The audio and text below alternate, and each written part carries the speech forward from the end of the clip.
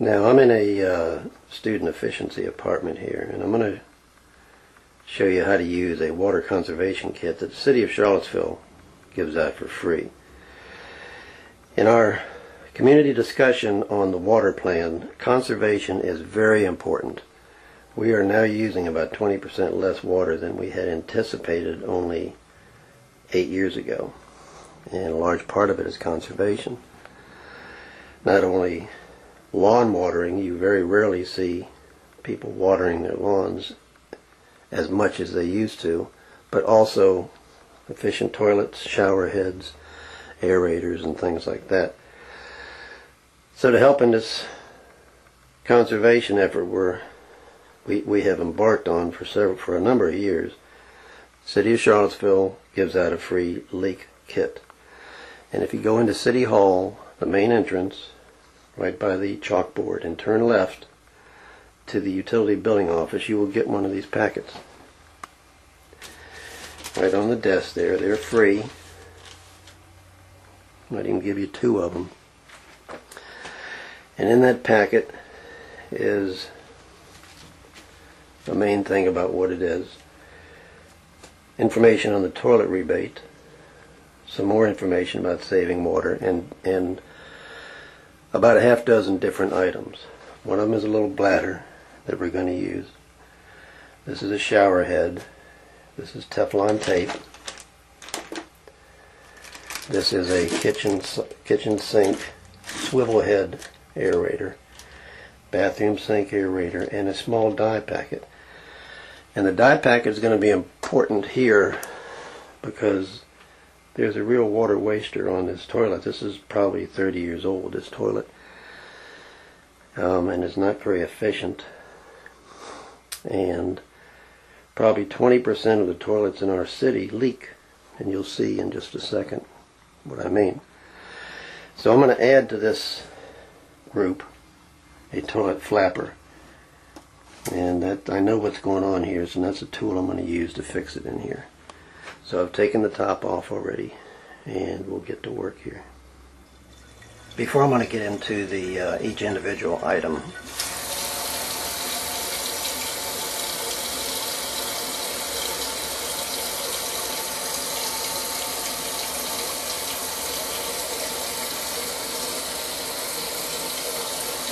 I'm going to get into the leak detector.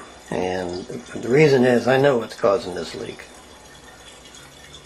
And you can see the leak. But this is the little dye tablet. And you're going to see the dye tablet goes in the bowl. And very quickly, you're going to see the dye come into the bowl. I'm sorry, the dye goes into the tank very quickly. It'll come into the bowl. And that's what you're seeing on the back side there. This is a fast leak. Many leaks are slower and you don't hear them, but in this, yeah, see that? In this case, it's a fast leak and it's a constant leak. So that's the value of the dye tablet. You put it in the tank in the evening and you have a leak, you'll see it in the morning. If it's like this, you'll see it within a minute. Now we'll get to the other stuff. And here is the bathroom sink, vanity sink, an inexpensive model, but it works. And there's the new aerator and the Teflon tape, and this came out of the pack with 2 hard rubber washers. I'm going to take one washer out. And if you reach up under here, you'll feel the old aerator. To take that off, and you might have to work it just for a little bit, but to take it out, you rotate it clockwise, the direction a clock goes. And that's the old aerator. If you're just doing maintenance, sometimes you have to clean that screen off to make them work, but we're taking that out.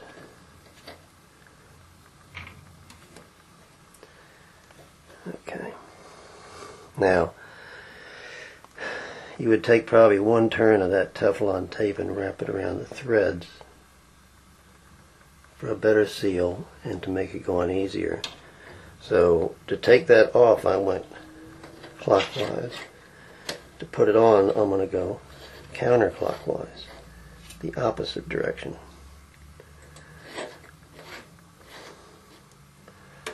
And you get it hand tight.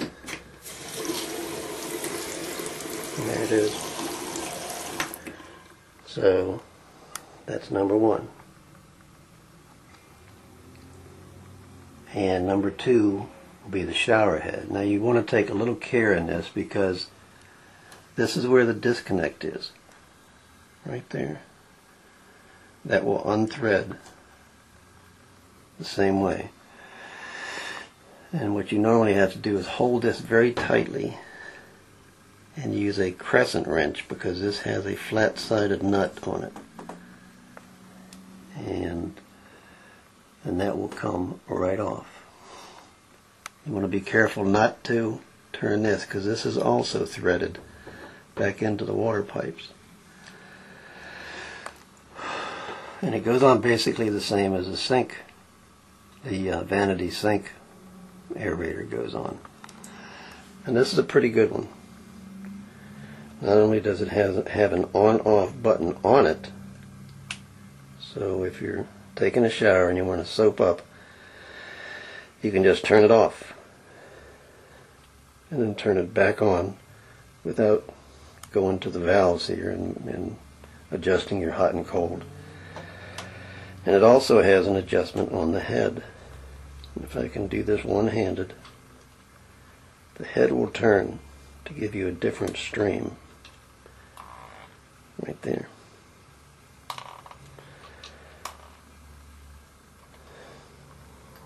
So this is a very good one as well. And once again, when you thread that on, this is an inside thread. You would use Teflon tape on the threads, and the threads are on that little stem. The threads are on the end of this stem. So that's number two. And here's the kitchen sink. This is actually a newer model because this is a plastic faucet set and it has other issues other than an old swivel head. So you want to be careful, but once again, well, there's the new one. That also swivels. And I'm going to take out one of the two washers. That leaves one in there. And once again, take it off clockwise direction. And to put the new one on,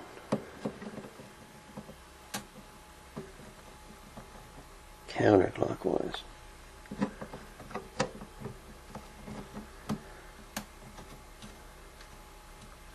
And I don't want to strip those threads. I'm doing this one-handed, but counterclockwise. And with the Teflon tape, once again,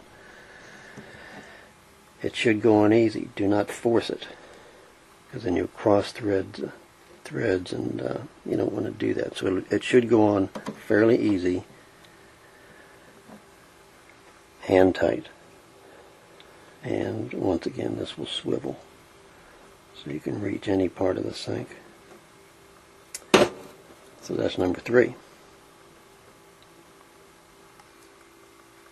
Yeah, two hands is a lot easier. So that's number three. And I'll tighten it just a bit more. And number four is the little bladder. Since this is an old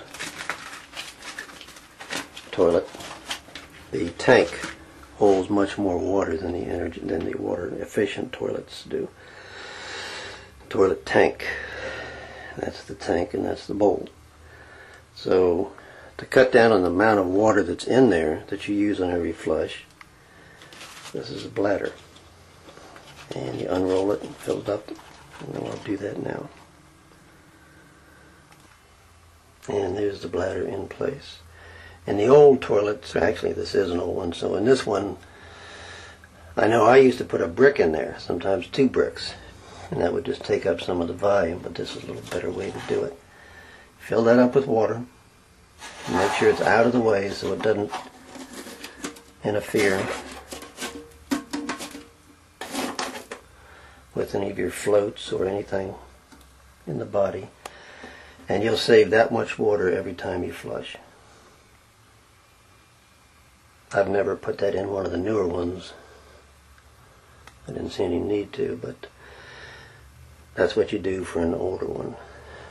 And this is a Kohler. Just, you know, some people say, how do I know? Usually it'll say right about there on the seat part, whether it's a 1.6 gallon per flush or a 1.3 or whatever it is. If it just has a monogram, it's usually one of the older ones, which is 2 gallons or more. Almost 2 gallons or more. So that's number 4. Now we're going to get to the bonus round. So this is what is a real water waster and will keep you up at night. And if you leave for vacation or something, leave the house unattended, and you have heard this, you will probably wonder during your entire vacation if your toilet is leaking. And unfortunately, there's a good chance that it is. This is the flapper down there. That's a replacement flapper for about $4 or $5. And what's happening with this one is that flapper seals the drain of this tank that goes into the bowl. And let me show you what I just did there. Sometimes you can see how deteriorated these flappers are by,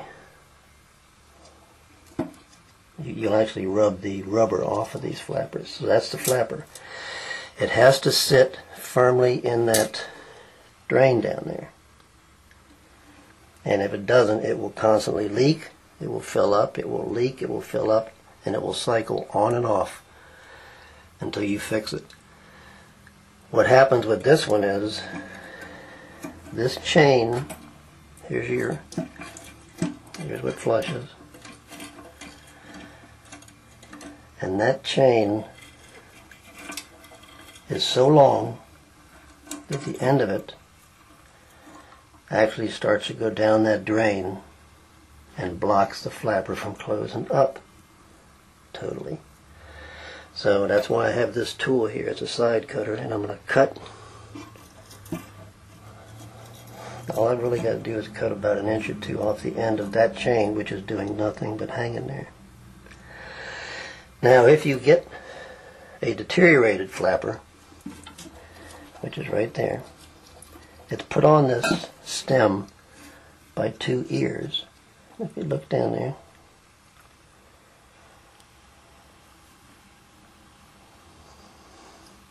those ears just hook on to 2 little tabs on either side. And that's how you take it off and replace it. And then you test it. And that's what I'm going to do right now. I'm not going to replace it, I'm going to cut the chain, because I wasn't sure what was going on here.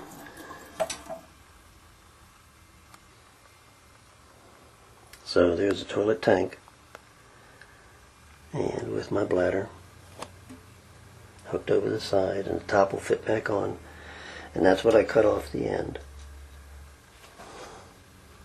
And now it is not blocking up that flapper anymore. So, like I said, you want to be certain that this bladder is filled as full as you can get. Probably fill it a little more so it doesn't want to float on me and move. You don't want that blocking the flapper or blocking the float. Float is right here. Or blocking any of this. And 1 or 2 toilets makes a little difference. A city's worth of toilets and shower heads and faucet aerators makes a huge difference. And that's what we're seeing in our community. So I hope this helps.